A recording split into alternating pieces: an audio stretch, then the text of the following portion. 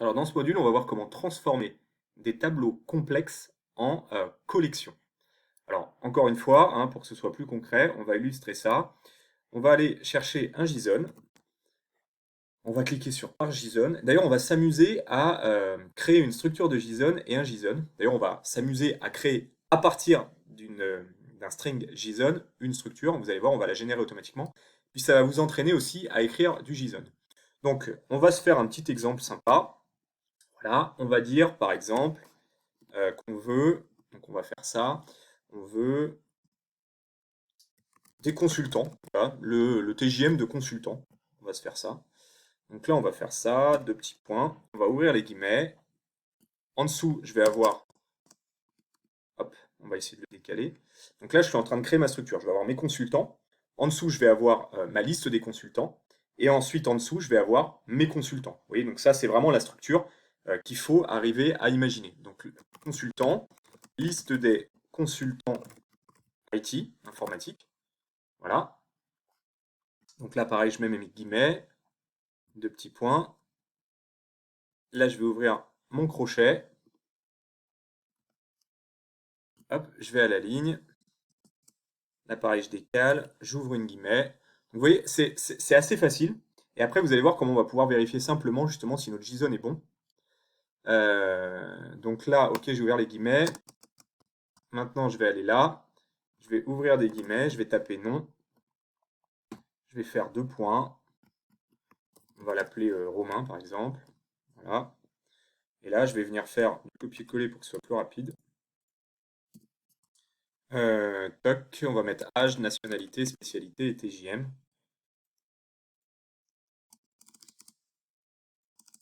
Voilà. Hop, on est pas mal.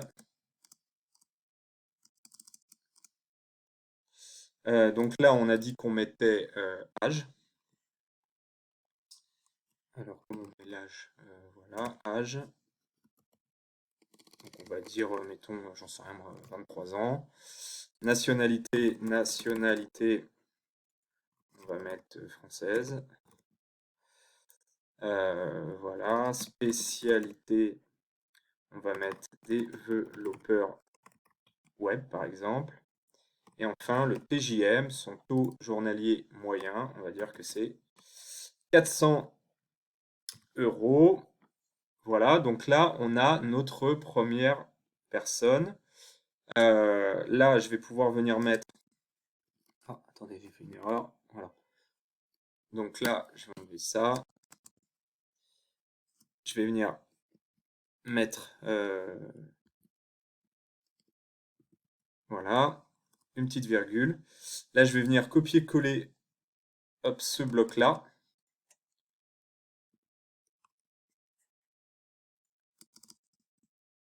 Et je vais venir le coller là. Voilà, pour qu'on ait un deuxième. Donc là, la deuxième personne, on va l'appeler Sandy, par exemple. On va dire qu'elle a 26 ans. C'est vraiment important de faire ça. Donc, française, nationalité, on s'en fiche, Ops. Et elle a un TJM à 550. C'est intéressant parce que ça vous permet voilà, de manipuler un peu le JSON. Et c'est toujours sympa. Troisième bloc. Donc là, on va l'appeler Emma, par exemple. Hop. On va dire qu'elle a 32 ans, voilà, elle est française. Elle est PMO. Et donc, elle va coûter un petit peu plus cher. On va lui mettre 750 euros. Voilà. Et là, alors je vais faire volontairement une erreur, parce que comme ça, je vais vous montrer comment on peut vérifier justement ensuite son JSON. Donc là, j'ai fait volontairement une erreur. Voilà, je vais venir mettre ça. Puis là, je suis pas bien sûr, je vais venir mettre une guillemet.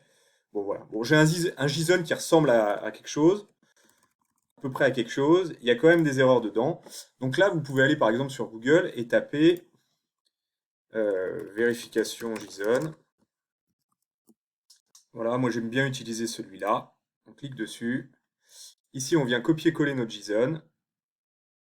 Voilà. Et là, vous faites validate JSON. Et vous allez voir immédiatement, voilà. Immédiatement, il me dit qu'il y a une erreur ici, effectivement. Quand, là, ici, j'ai mis une virgule en trop. Donc, vous voyez, après, il me donne le détail en dessous. Et donc là, je vais venir supprimer ma virgule, je vais lui refaire validate. JSON is valid, parfait. Là, je vais venir justement le copier. Voilà. Et je vais le coller ici, donc sans erreur. On va faire OK. On va tester.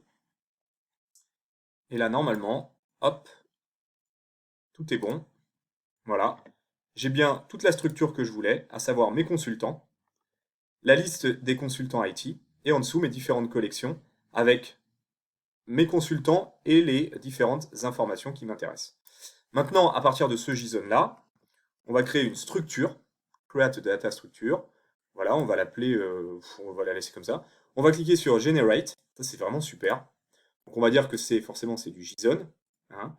On va venir copier-coller notre JSON. Donc là maintenant on est sûr qu'il est bon. On va faire Generate et automatiquement il va venir me générer voilà, ma structure. La structure de mon JSON. On va faire Save. On va faire OK. Et donc là, bon bah là ça fonctionne parfaitement. Bon. Une fois, alors c'était pas l'objet véritablement de cette vidéo de vous expliquer comment on structurait du JSON, mais bon c'est toujours intéressant de pratiquer à chaque module justement pour que vous preniez l'habitude parce que vous allez l'utiliser. Ensuite, qu'est-ce qu'on va faire? Donc nous, ce qui nous intéresse, hein, c'est ce que je disais, ça va être par exemple de récupérer, vous voyez là, moi j'ai Romain qui a 23 ans, qui est développeur web, qui a un TJM à 400 euros. J'ai Sandy qui en a 26, qui est Ops et qui a un TJM à 550, et puis j'ai Emma. Et moi, ce qui m'intéresserait, c'est à partir de ce tableau-là, complexe, eh bien, ce serait d'avoir par exemple Romain, eh bien, il est au TJM de 400 euros. Sandy, elle est au TJM de 550 euros. Et Emma, elle est au TJM de 750 euros. Voilà. Donc moi, je voudrais avoir trois lignes, ces fameuses trois lignes, voilà, qui me répertorient ce type d'information, qui me donnent immédiatement ce type d'information. Donc là, je me dis, comment est-ce que je pourrais faire? Donc là, on va s'amuser à tester. On va aller là, on va faire cette variable.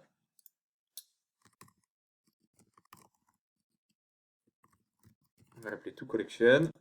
Voilà. Et ici, on va venir tester plusieurs trucs sympas.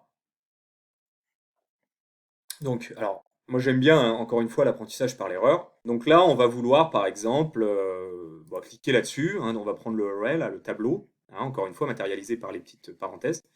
Et quand on va faire ça, bon, bah, ça va, vous imaginez bien maintenant, je pense que vous avez l'habitude, ça va nous donner finalement bon, bah, toutes les collections avec toutes les infos. Bon, on est loin de ce que je veux parce que moi je voudrais une collection avec, par exemple, Romain, 400 euros, en dessous Sandy, 550 euros, et en dessous Emma, 750 euros. Bon. Alors je me dis, ah bah attendez, attends, j'ai une autre idée. Je vais aller cliquer là-dessus, je vais faire non, et puis je vais faire un espace, puis je vais mettre le TJM. C'est bien ça. Donc je vais faire ça. Bon, ça a l'air de marcher. Et là, on a bien Romain 400 euros. Alors, c'est pas mal, mais c'est pas exactement ce qu'on veut. Moi, je voudrais aussi Sandy X euros et Emma X euros. Bon, donc du coup, je me dis, ah bah attends, si je veux Sandy, c'est pas compliqué. Je vais faire 2 ici, puis je vais faire 2 ici. Je vais faire run. Et là, ah bah j'ai bien Sandy 550. Ouais, mais j'ai toujours pas mon Romain et j'ai toujours pas ma Emma.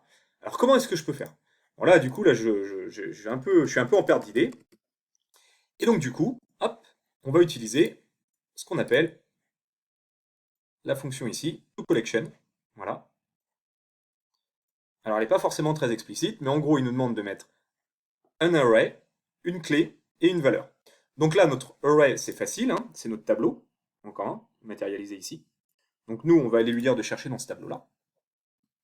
En clé, on va lui mettre le nom. Et, alors, encore une fois, je fais volontairement une erreur. Et le TJM. Voilà. Bon. Moi, je fais ça. Et ça va pas fonctionner. Pourquoi? Alors, je pense que si vous avez suivi les modules précédents, vous allez comprendre. Là, c'est empty. Pourquoi c'est empty?